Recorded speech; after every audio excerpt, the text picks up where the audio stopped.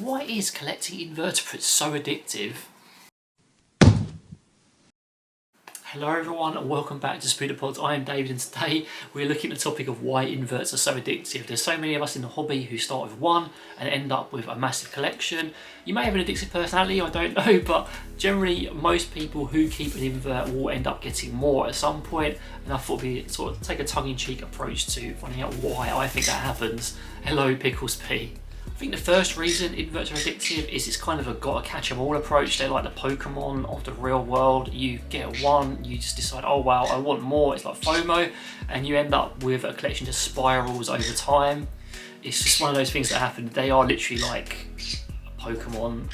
Yeah, I thought I was just gonna, when I first started, just get a jumping spider and maybe some Isopods, and now look at the state of it. I've got a whole YouTube channel dedicated to it all.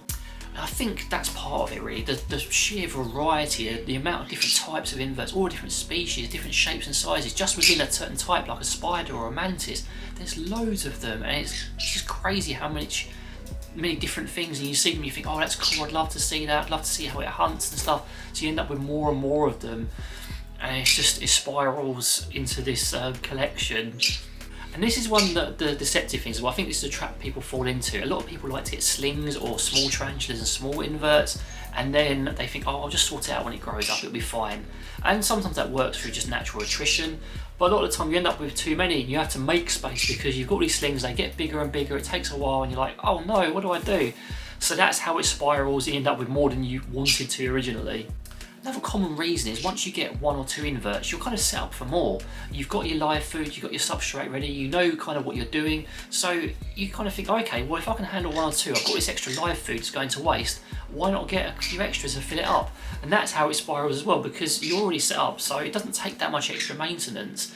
And that's how people fall into the trap of just keeping more, because ultimately a lot of them are very easy to keep and it's a lot less problematic than keeping these little terrors. I'm just looking down at Scampy on my knee, just tried to fly my knee.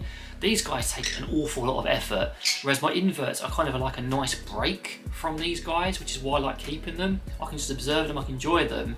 Whereas these monsters, they require constant attention, they jump around, they always want to be part of the action, just like Scampy now. And while that's engaging, it's nice to have a break from it. I think the last reason I want to present why inverts are addictive is their personalities. These guys are full of personalities, but so are inverts. Just different types of jumping spider can have very individual behaviour patterns, and some can be shy, some can be outgoing, and it's really interesting to see, and it's really engaging and enjoyable to watch your different inverts interact with their environment in many different ways. So guys, that brings me to the end of the video. Hope you enjoyed it. Any other reasons you want to drop down in the comments, I'd love to hear from you. But in the meantime, from me, Pickles and Scampy, take care, see you later.